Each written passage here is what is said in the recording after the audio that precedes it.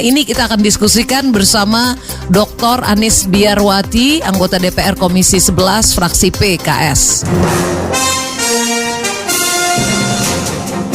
Ibu Anies, Presiden baru-baru ini menandatangani PP nomor 25 tahun 2020 tentang penyelenggaraan tabungan perumahan rakyat ya, Tapera. Nah, kalangan DPR sendiri bagaimana Bu menanggapi PP ini? Iya, memang ini PP nomor 25 tahun 2020 tentang penyelenggaraan tabungan perumahan rakyat atau Tapera ini terus terang saja kami sangat terkejut begitu ya. Di tengah pandemi corona, kehadiran Tapera ini pasti akan menjadi beban baru untuk rakyat. Kalau kata pepatah itu sudah jatuh tertimpa tangga pula gitu. Sudah BPJS naik, listrik juga naik, sekarang gaji mau dipotong juga 3%. Ini sangat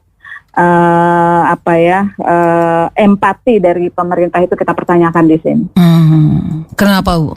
Karena makin banyak beban dari rakyat ya.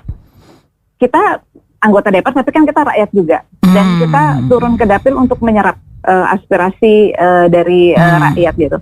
Keluhan itu sudah banyak ada di mana-mana gitu kan. Nah, undang-undang beratnya menanggung begitu. Bu Anies, undang-undang sebagai payung hukum kan sudah dibahas dengan DPR beberapa tahun lalu.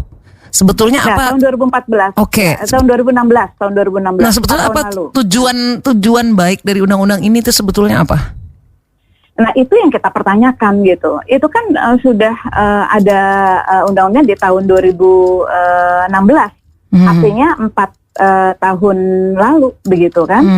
Nah, harusnya itu paling lambat Maret 2018 PP itu sudah terbit gitu. Tapi kan nggak terbit gitu. Tiba-tiba ujuk-ujuk muncul tahun 2020 saat terjadi pandemi corona ini gitu. Nah, diabaikannya PP ini padahal sudah ada amanah Undang-Undang Nomor 4 tahun 2016 tentang Tapera ini. Itu kan itu maksudnya dilahirkan untuk membantu pekerja atau buruh dalam memenuhi kebutuhan papannya. Tapi 4 tahun itu diabaikan gitu. Ya kan? Nah, 4 tahun itu nggak diapa-apain, padahal harusnya PP itu sudah terbit 2018. Ini menandakan serius apa enggak sih pemerintah ini dalam menyegarkan perumahan untuk rakyat? Kenapa PP yang harusnya tahun 2018 itu kok malah dalam situasi sekarang urus begitu, tidak diurus. Sekarang lagi rakyat lagi susah lagi apa tiba-tiba muncul gitu. Ini edukasi buat publik juga nih. Seharusnya ada undang-undang PP itu harusnya paling enggak maksimal 2 tahunan ya Bu ya keluar PP ya. Sudah harus terbit PP-nya. Artinya begitu. Nggak cukup hanya dengan membentuk undang-undang terus PP-nya dikelelerin gitu. PP harus terbit karena PP akan mengatur bagaimana pelaksanaannya gitu. Tapi 4 tahun kan diabaikan. Tiba-tiba setelah kita mengalami keterpurukan seperti ini dari segala sektor, tiba-tiba muncul PP ini jelas artinya PP ini muncul tidak dalam situasi dan kondisi yang tepat begitu. Ya. Tapi kalau kita menelaah plus minusnya program Tapera ini sebetulnya seberapa urgent program ini bagi rakyat, Bu? Saya ingatkan kembali bahwa kebutuhan papan atau perumahan untuk rakyat terutama untuk MBR ya masyarakat itu adalah tanggung jawab negara sesuai dengan amanat Undang-Undang Dasar.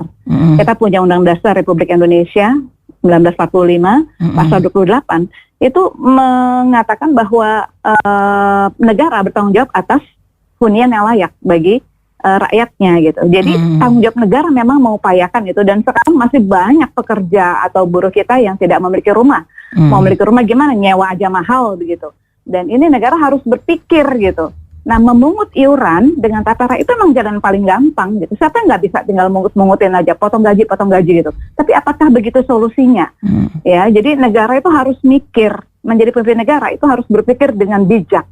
Bagaimana caranya memenuhi amanat undang-undang itu bahwa mengupayakan hunian yang layak adalah kewajiban atau tanggung jawab pemerintah yang harus dilaksanakan gitu. Dan memang harus mikir, jangan berpikirnya hanya solusi yang gampang dengan memungut iuran. Tapi ada bahasa kasar dari para buruh kan.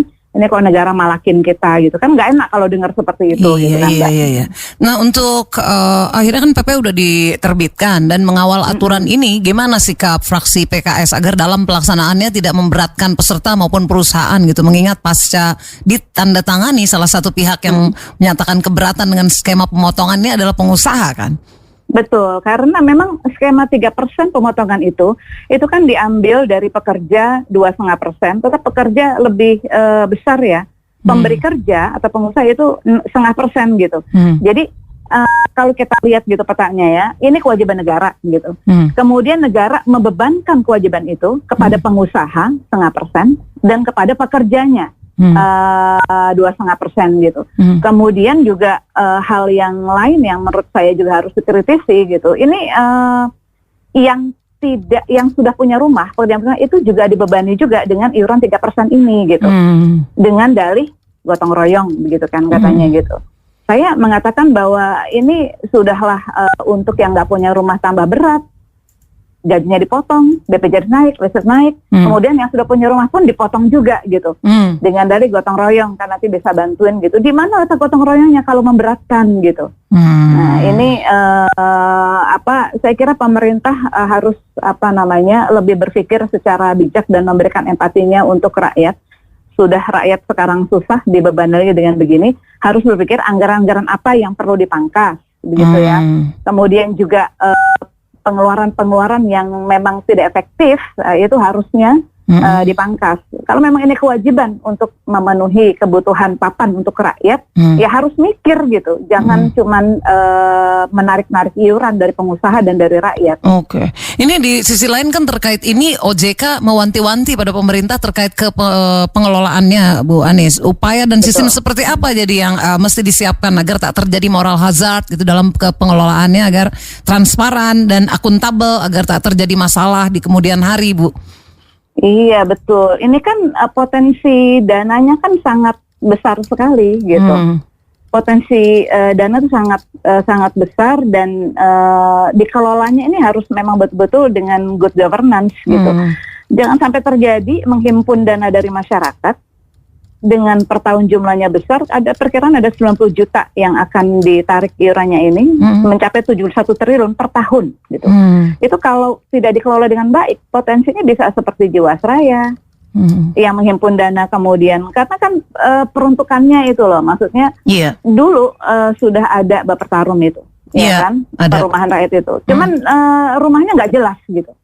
Ya kan, jangan sampai ini terjadi seperti ini. Saya kira OJK memang kewajibannya untuk mengingatkan pengelolaan dana ini harus diperhatikan dengan baik dengan memperhatikan good governance, karena potensi dana yang akan ditarik itu sangat besar. Jangan sampai terjadi penyelewengan dana yang dipungut dengan jerih payah keringat rakyat. Oke, baiklah. Bu Anies, terima kasih banyak Bu penjelasannya, Bu. Bu, makasih banyak. Mudah-mudahan kita diberikan kemudahan Allah untuk menjalani ujian ini. Amin. Dan mudah-mudahan pemerintah kita ini memiliki satu kebijakan yang pro dan berpihak dan menyadari tanggung jawabnya kepada rakyat, karena mereka akan ditanya di hadapan Allah nanti di hari akhir. Baiklah, amin. Makasih banyak Bu Anies sekali lagi. Ya, sama-sama Mbak Nadia. Sampai jumpa. Demikian Mitra Idola anggota DPR RI Komisi 11 fraksi PKS Dr. Anies Biarwati.